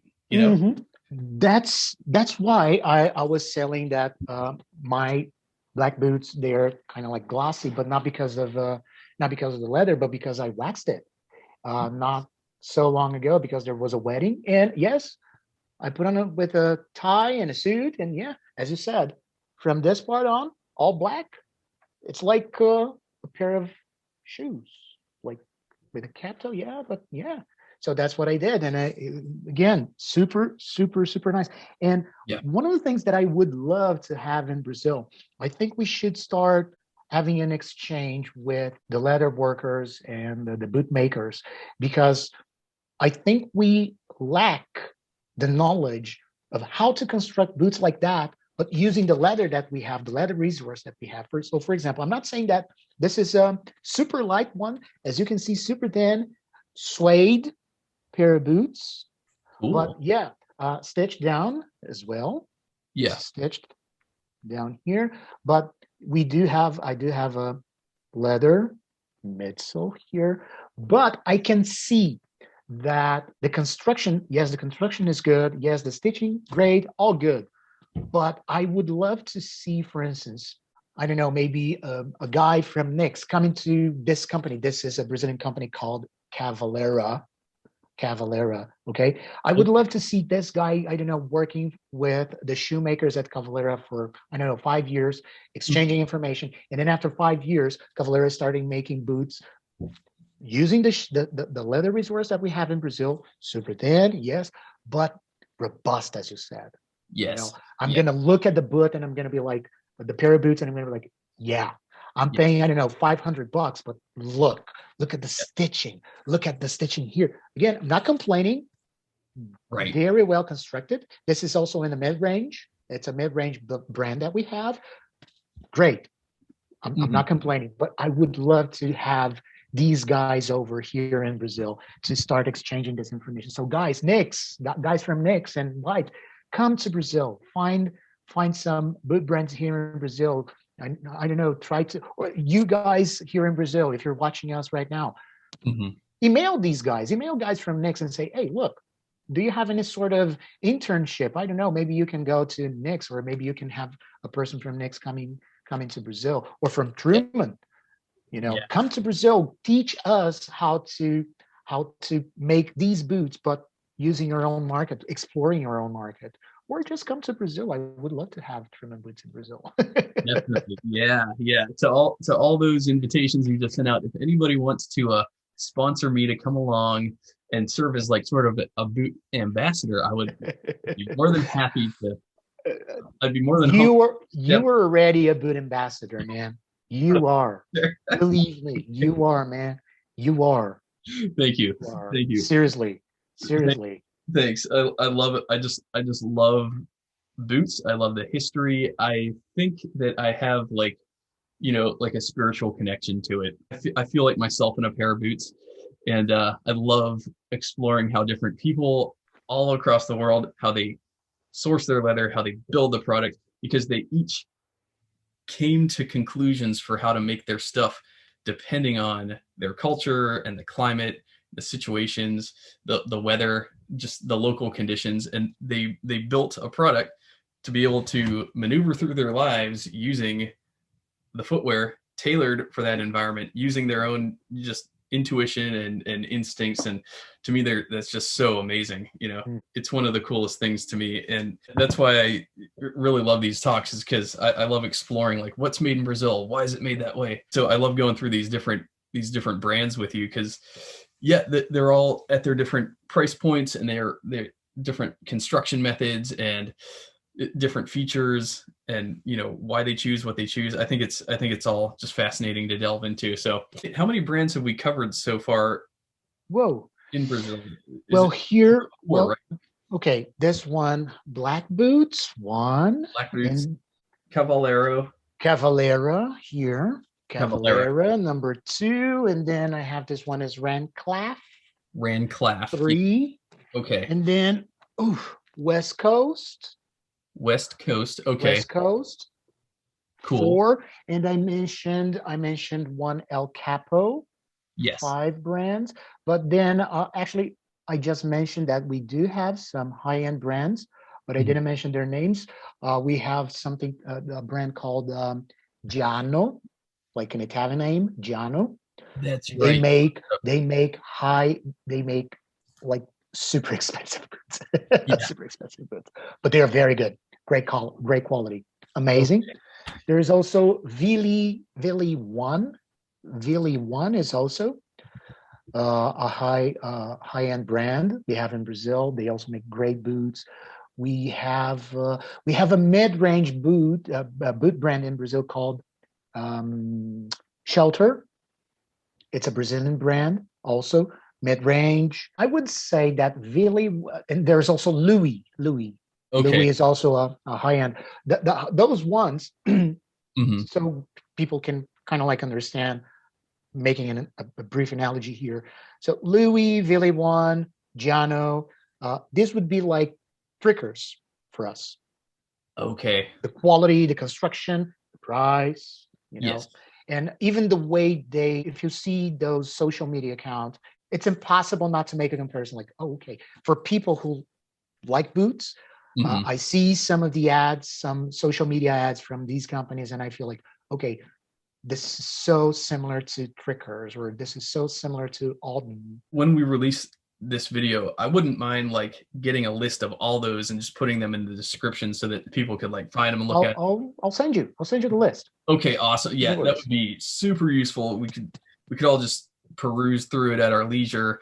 Yeah, look at their Instagram accounts and all that. I think that would be super helpful. I'll send you the list, name, website, and if they have an Instagram account, which they normally do, I'll give you like name, website, Instagram account, and I'll send you the list. No worries. Super easy. Perfect. That would be amazing. Yes, that would be Yeah. awesome. Well, You're not gonna have your daughter bombing the video today. nope, she won't be. She's at school today, so that's why I like to plan these videos like in the day on my off days, so that she'll come in dressed up like a princess or a fairy or something and put on a whole show for us. And I love it, but it's like she intentionally bombs my videos. She knows the routine now. If she hears me talking in the And do you feel she's little by little she's also becoming a bit into boots as well? Like you, do you see some sort of influence on her? Yeah, yeah. In fact, she takes an interest in my leather work now, and she like likes to come down and sort of watch me do it. I built her a bag. She wanted to go to the leather store, and she picked out her own leather, and I made her a bag out of it, and it was super special, very fun. Because luckily we have a Tandy Leather like 15 minutes down the road, so I took her there, and we shop for leather. So yeah, in a way, it brings us together. Kids are very intuitive. They take interest in what they see their parents doing. Mhm. And I feel like, yeah, she's not so interested in my leather boots, but she is very much into style, and she's sort of vain in that respect. She likes to dress up and get all cutesy and stuff. So, Even if we don't do it on purpose, but we do it like consciously. We do that. We influence our kids. Just the other day, I was just taking a look at some sneakers for my daughter. My daughter is 2 years old, and I was taking a look at some sneakers, and I stumbled upon a pair of boots, brogue boots for kids. And I was whoa, like, oh, I'm definitely buying this pair for my daughter. And then I asked her mother, like, what do you think of this? Look, she's gonna be just like daddy. And then yeah, her mother was like, no way, you're not buying this one for Sophia's. My daughter's name is Sophia. And she was like, nope, vetoed. I said, but come on. Nope. It was so instinctive because I saw that and I was like, oh, she's gonna like it. But then, I mean, we don't know if they're really gonna like it or not, but it's so instinctive. It's that so it's our instinct to do that, and instinctively we do influence them. yeah, we do. In the way that we talk to them, and in the way that they talk to us and look at us. They're genuinely curious as to why we're doing the things we're doing. I think it's sort of on us to sort of like get them involved, so that way that they form that appreciation themselves, and an understanding themselves. So that's super cool. That's super Yeah, cool. So your daughter's name is Sophia. Sophia. Yeah, That's a beautiful name. But, and it's her birthday tomorrow. oh, really cool. So Yeah, she's turning 3. she's turning 2. I said Oh, I say 2 because it's easier, but she's turning 2 tomorrow. So yeah, she's 2. I'm okay. planning the party, all these things, Yeah. and the unicorns and the pink stuff. It's gonna be a That's cool adorable. party. Yeah. And, little girls are the best. They really steal their daddy's hearts. My wife's always getting on to me because my daughter, hey dad, I want to go to the Five Below. It's our like local dollar store, Okay. and she just wants to go on a shopping spree. And I've never said no yet. So It's bad. It's bad. We got to be careful because from A, I got to go to the dollar store to, hey, daddy, can I get your credit card? It's like super fast. Yeah. You blink and she's asking for the car. Hey, dad, can I use the car? Oh, yeah, sure, honey. Wait, did she just ask for the car? No, you can't. No. Oh my God, she's gone. Exactly. But yeah, Yeah, that's how I feel it too. they own us. They control us. Oh yeah. Oh yeah, for That's sure. okay. For sure. Thank Yeah. goodness her mother is not watching us right now. Well, she will, but she doesn't speak a word of English, so she's not going to understand. No, I'm not going to let Yeah. her mother use the closed caption in the video because Right. then she will understand. Turn And the I'm going to be in trouble. what's the word for Brazilian word for boots, for shoes? Bota, Bota. Okay. bota. Yes, that's right. Bota. Okay. It's a good thing I don't know very much Portuguese. You should learn. It's difficult though. Yeah. Way more difficult than English. I've I've I've taught English for over 20 years as a second language. Yeah. And people in Brazil, they say, "Oh, learning English is so hard. This language is so hard." I say, "Really?" Yeah. Because here in Brazilian Portuguese, we have over 10 different tenses. Right. We have three different past tenses. Yeah. Mm-hmm. Really? And for each pronoun, we have a completely different ending for the verb, depending on the verb tense. Do you really think English is hard? Right. Really? Right. And they're like, okay, you're right. I said, of course I'm right. English is way, way easier to learn. Yeah. Not to pronounce though. Mm-hmm. Mm-hmm. Because Portuguese is, we pronounce the words as we spell them. That's not the same with English. Sometimes you spell some certain words and you're like, okay, so I'm gonna pronounce the same as it's spelled. Forget it. No, you're gonna be in trouble. So true. It's because we idea. take so much of our influence from French, like the word through. Like we're teaching our daughter how to read, and she sees a word like through, THROUH, and she's like mispronouncing it. It's like, well, no wonder she's mispronouncing it because it's not phonetic. Most of the word is silent, and even the is so weird for her to say the. She always says t. It's like, no, the. I know the drill, man. I know the drill. But with through, what I normally tell my students here, because our students in Brazil, they have they struggle with the th sound. This one with through, because we don't have this sound in Brazilian Portuguese. And then I say, okay, that's not a problem. But when they see GH in the spelling, they think there's a sound there. Mm-hmm. So many of them just say trug. Oh, interesting. Yeah. And then I say, okay, don't do that. Remember when you go to McDonald's, you have what? Drive through. Yes. Just that's it. Drive through. The spelling is completely different. It's spelled with THRU. That's it. Mm-hmm. Okay. So then they remember that. So drive through. Remember McDonald's, drive through. Yeah. Okay. That's it.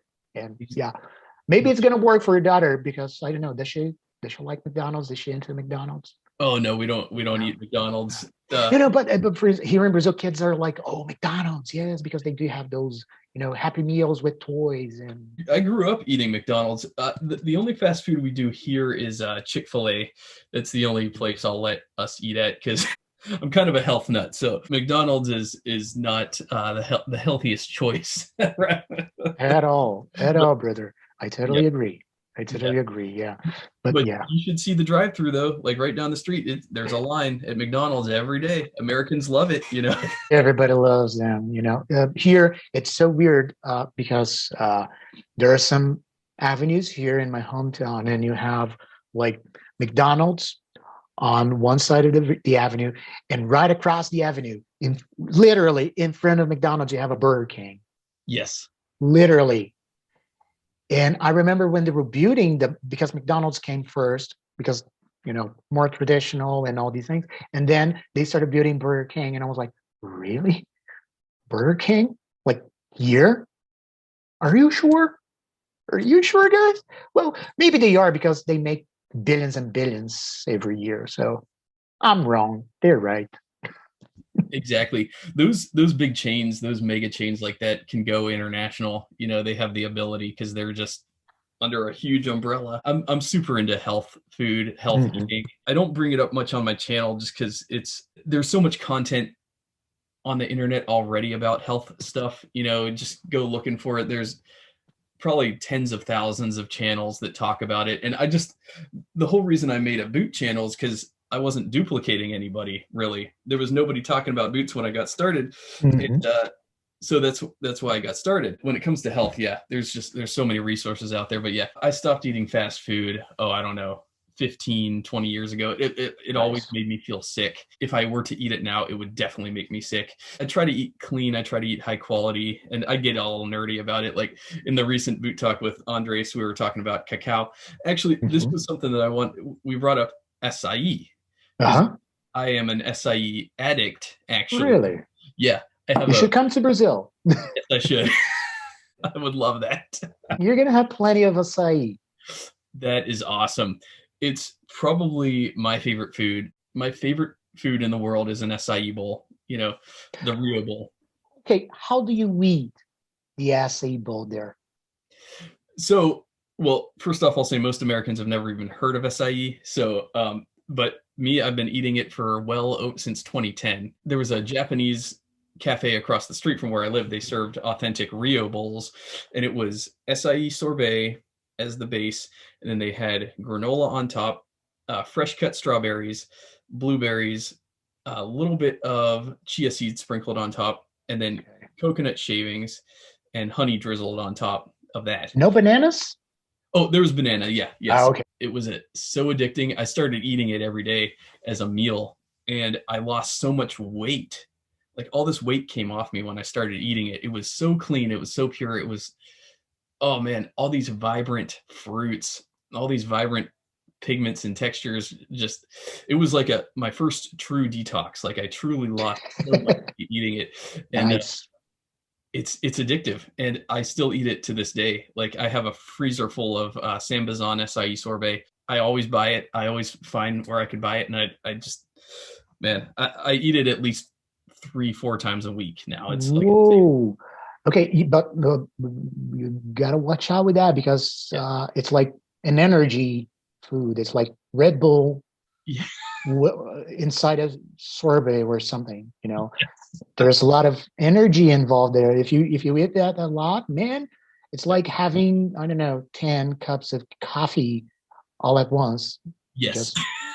But I totally get it. But of course, we're talking about boots here, and you stop paying through the roof. You stop spending on fast food, so you save more money to spend on boots, high quality boots. I totally get it.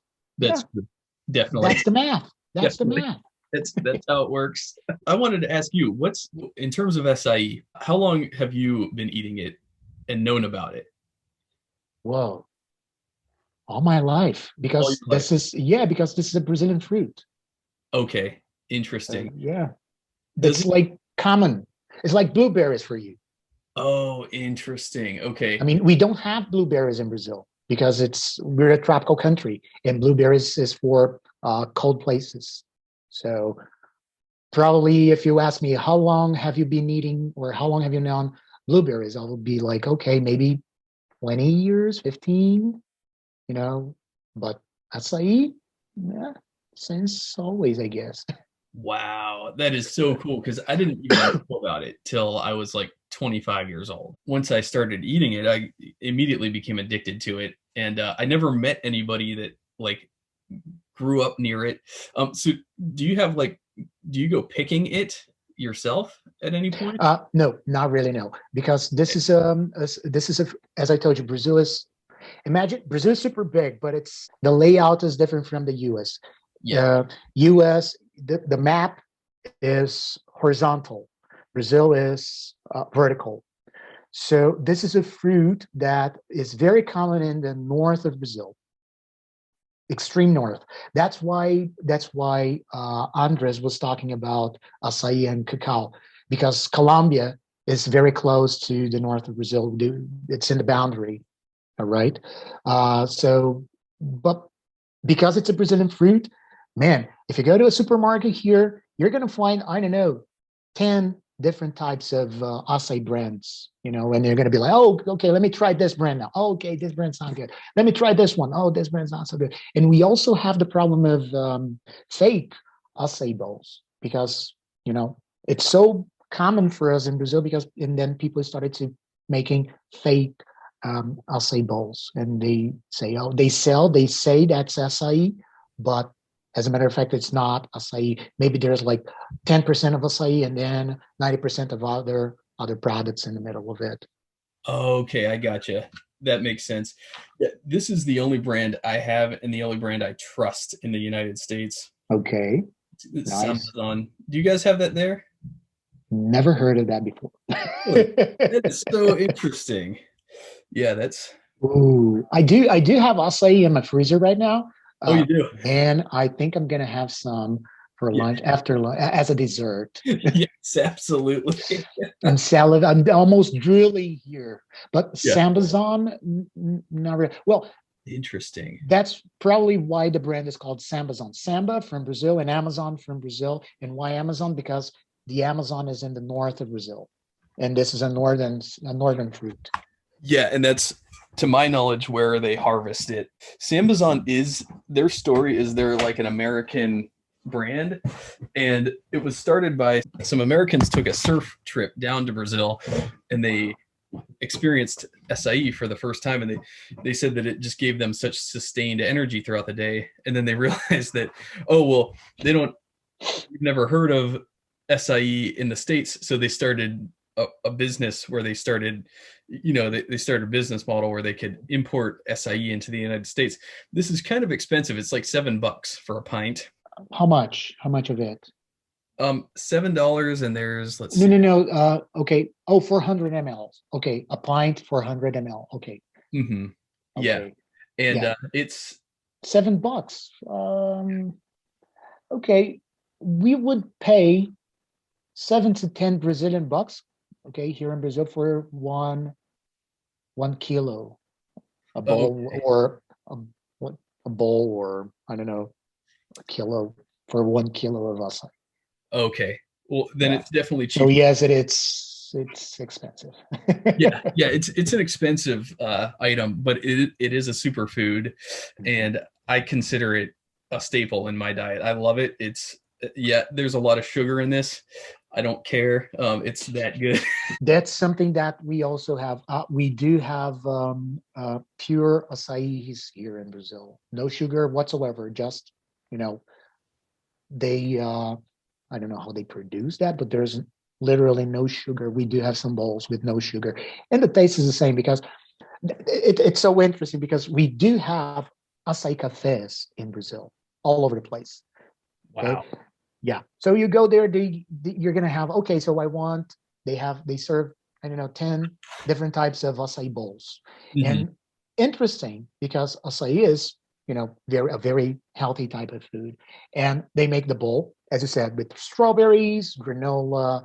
We do have some bananas as well. Sometimes oatmeal. We put some oatmeals.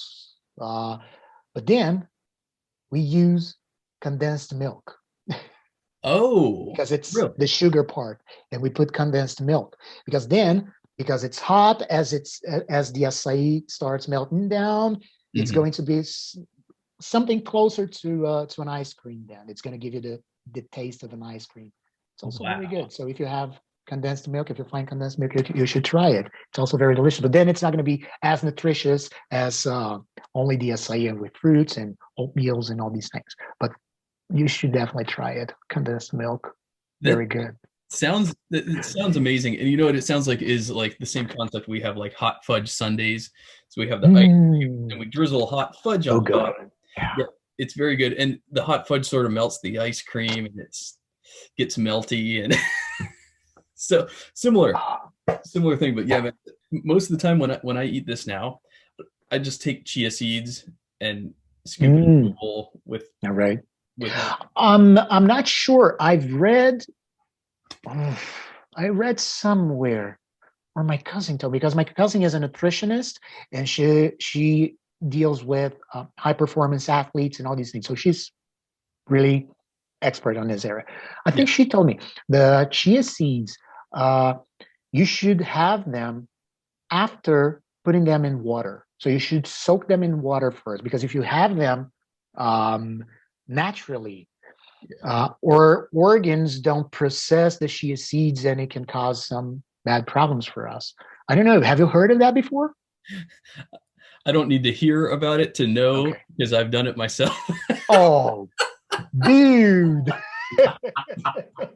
Really? You had problems? What your cousin is telling you is 100% accurate. Yeah. The chia seeds, one way that I like to do it is I like to take it, and you could mix like almond milk with it, with chia seeds, or you could put it in skim milk. That's my favorite, actually.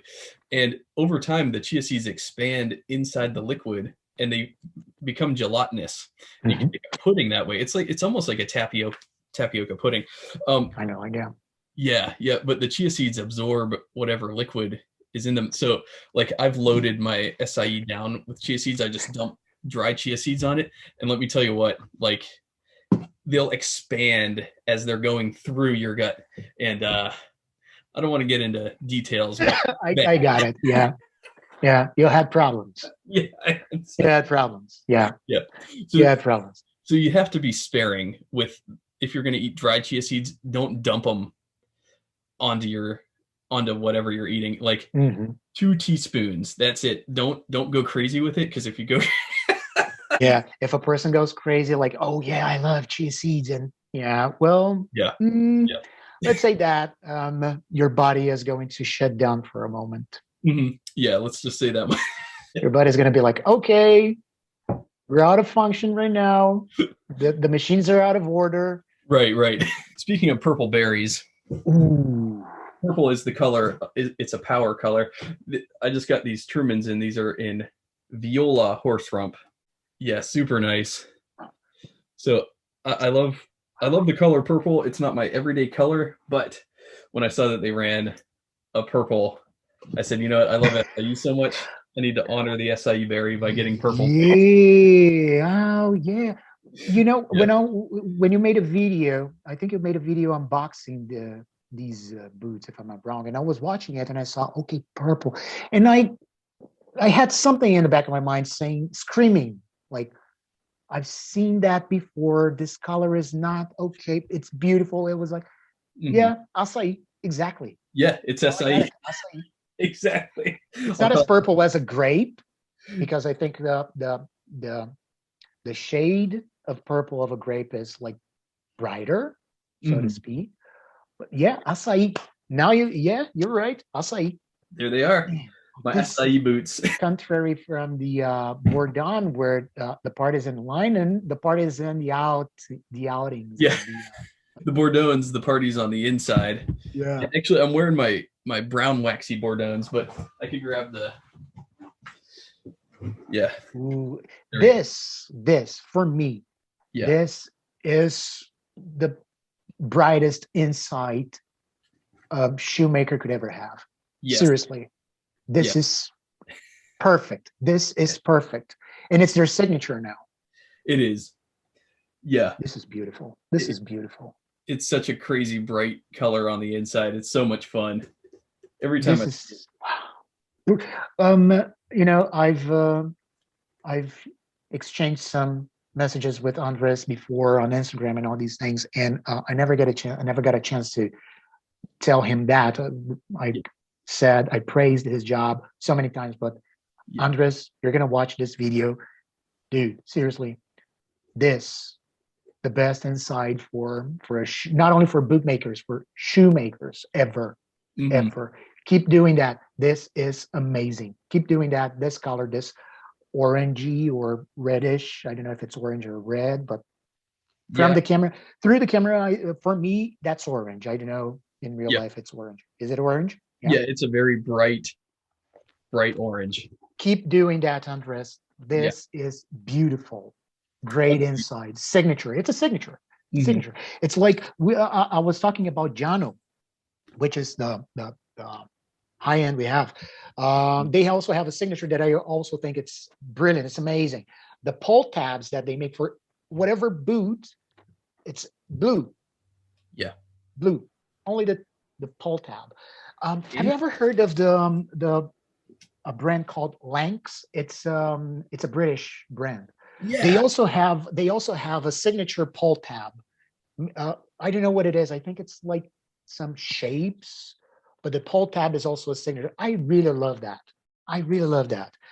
So, and then, in my opinion, Bordon got that, and they said, okay, we're going to do something way beyond a pull tab signature, and this is beautiful. This is beautiful.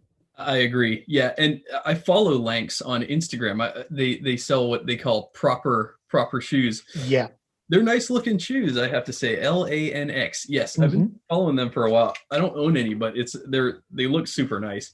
And but yeah, Bordon, they do such a fantastic job. And what they did is what we were talking about a couple of minutes ago. I think they got the expertise from shoemakers, but not from South American shoemakers. They got the expertise from different countries, because that is, I can tell that the construction is like completely different. Yeah. Super different. It is different. He, I think, specifically tailors his boots for the United States market. So I think he wanted to make a good boot for the US, and I think he really succeeded. I mean, they're for sure. And I think these would fit your foot very well if you have a low volume foot. Like for Andres, he was saying this is a very beefy last for Colombia, but it's still, in my opinion, not as beefy as some of the American brand lasts. I'm glad that you said Colombia, because for here in Brazil, and again, this one, because it said beefy, if we compare, for example, these two boots that I got, for me, this one has, I don't think the camera is getting, but I do have more space for my toes in this boot than in this one. This one, I don't have a lot of space. But because boots is becoming a trend in Brazil, everybody's wearing boots.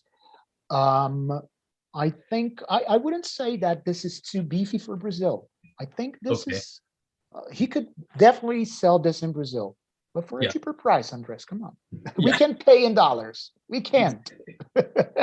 No, but come on, I'm just kidding. But it's worth it. It's really, really worth it. I don't own them. Yeah, don't have a pair of Bordons, but I can definitely tell it is worth it, because, man, that's beautiful. I can see it's well constructed. I can see on the details, the way they deal with the leather in the midsole and the heel. Man, this is really, really, I wouldn't say made. This is crafted. It's not made. It's crafted. That's true. They are crafted. Yes, using artisanal skills.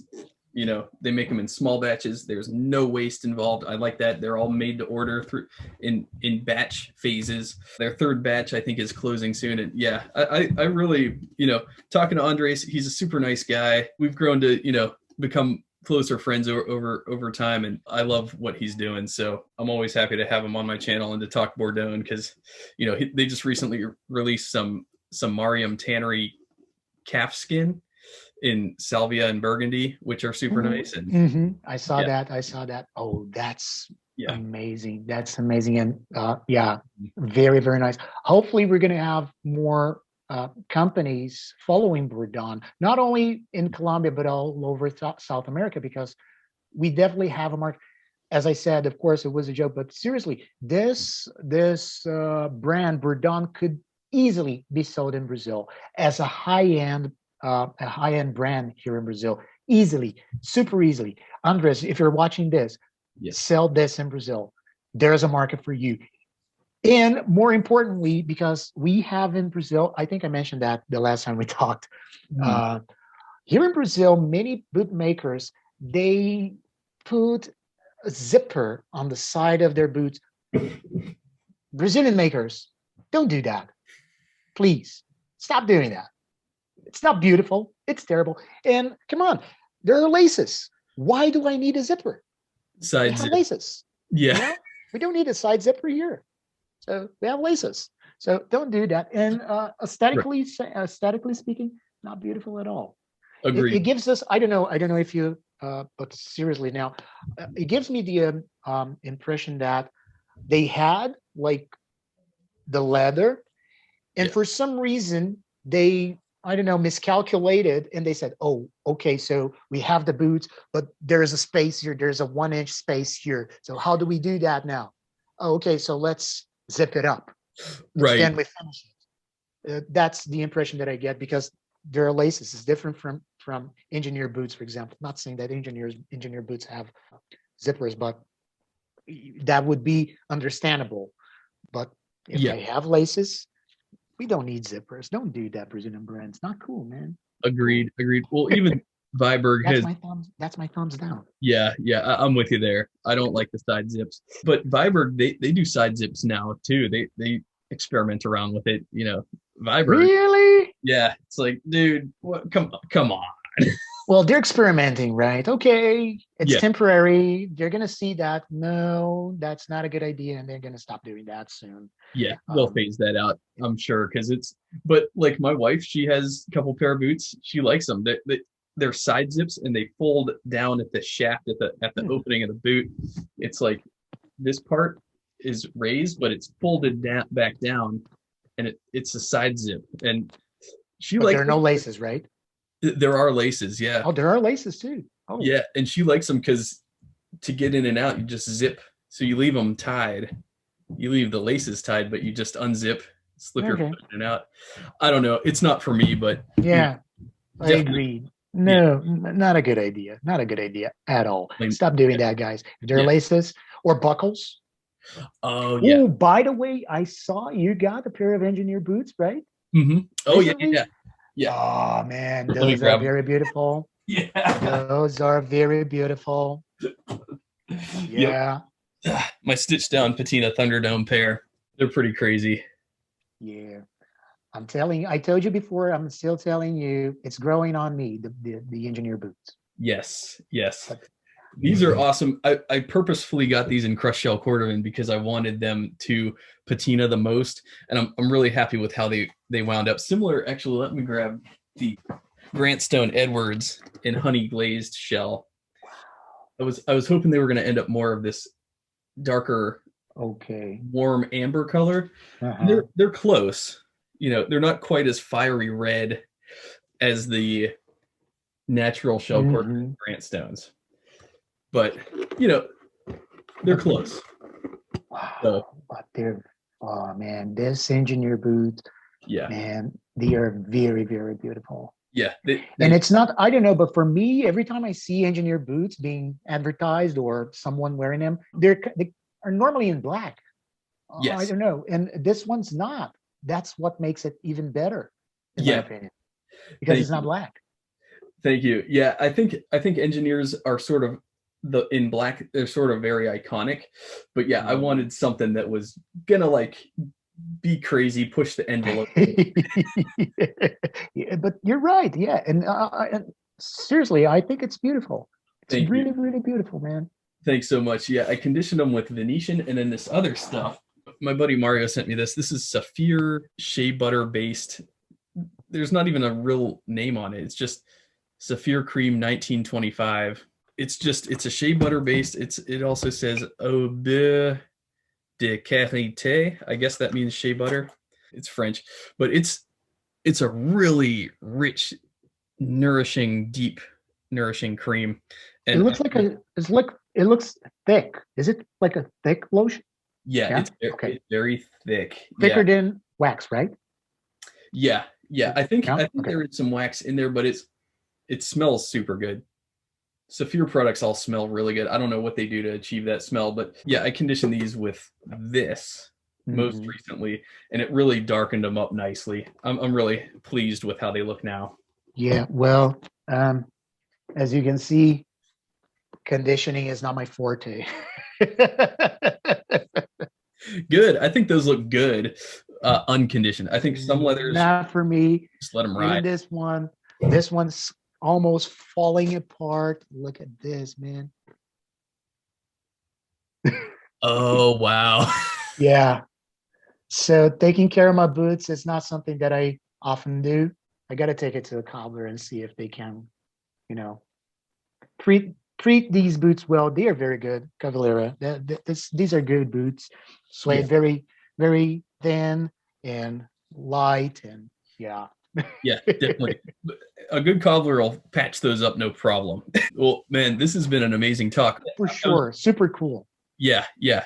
Always super informative speaking to you. Like I said, I was disappointed in myself for not recording our last one. I should have just recorded it, I but think we covered the same things, right? I think I people. think I think this one was even better, to be honest. Oh, Yeah, thank you. yeah, Oh man, thank you. absolutely. All right. Yeah, I hope you guys enjoy it. It was a. I felt great. This is the second talk we have. yes. I also felt that this was way much better than the first one, and I hope the viewers also enjoy it. Yeah, definitely. And like I said, I'm gonna leave all your all your social media in the Dropbox below, as well as all the Brazilian boot brands that we discussed. And Rudy's going to be kind enough. He's going to give us some different Brazilian boot brands to look at. So please check those out in the description below as well. And yes, again, thanks so much, my friend. This has been very informative, very educational. For me as an American, I love hearing about the boot situation, what the boot economy is like in other countries. And you have definitely helped to illuminate all of us and all the watchers and anybody tuning in. You know what? Let's do this again sometime soon. I always like checking in with you. For sure, my pleasure. Thank you so much for having me again. And yeah, let's do it. Absolutely. Yeah, absolutely. Anytime, my friend. Whenever we make our way down to Brazil, then we'll pay you a visit, and you got to take me to your favorite acai cafes. That's for sure. Oh man, there's much more than this, but not as healthy. But yeah, definitely. Right, right. A Let's lot make of it happen. booze and a lot of food and a lot of yeah. Yes, yes.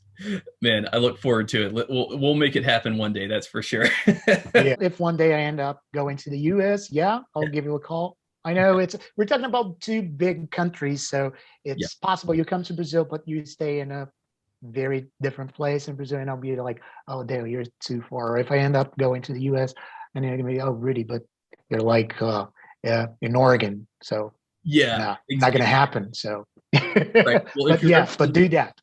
if you're ever in the northeastern United States, Baltimore area, let me know, and yeah, we'll hook you up.